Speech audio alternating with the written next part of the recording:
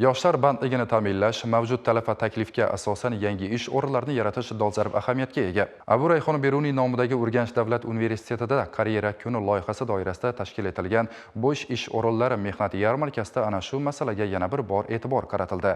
Kambag'allikni qisqartirish va bandlikka ko'maklashish bosh boshqarmasi bilan hamkorlikda o'tkazilgan tadbirda asosan sirtqi ta'lim yo'nalishi hamda yuqori kurs talabalari o'zlariga mos ish o'rinlarini tanlash imkoniyatiga ega bo'ldilar. Navbatdagi lavhamiz shu haqda.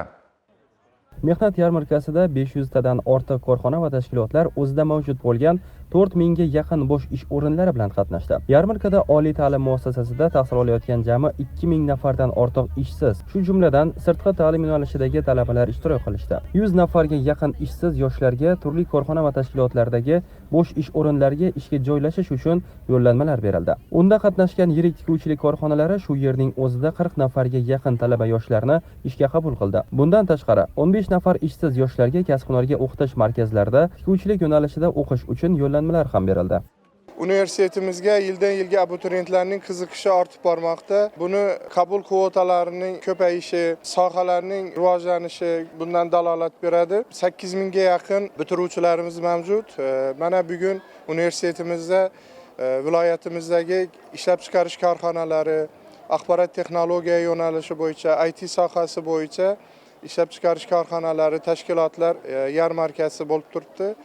Bu yerda bitiruvchilarimiz o'zlariga tegishli bo'lgan, munosib bo'lgan ishlarni qarab, o'zlariga shu soha bo'yicha tanlashda imkoniyat yaratilyapti.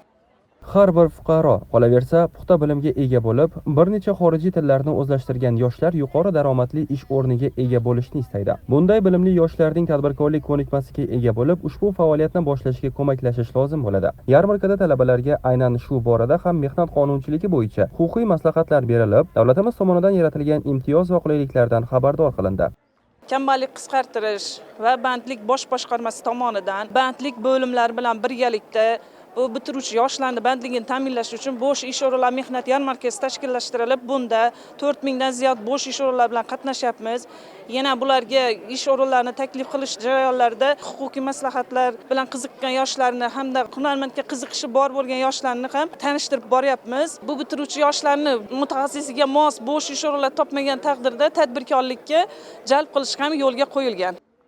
Viloyatimizda joriy yilning 1-yanvar holatiga 4604 nafar ish bilan band bo'lmagan bitiruvchi yoshlar mavjud. Shu bois har bir oliy ta'lim muassasasida yil boshidan ishsiz bitiruvchilarni ish bilan band qilish bo'yicha yo'l xaritasi ishlab chiqildi. Mehnat yarmarkasida bo'sh ish o'rinlarini izladik va o'zimizga yoqqan ish o'rinlarini ham topdik.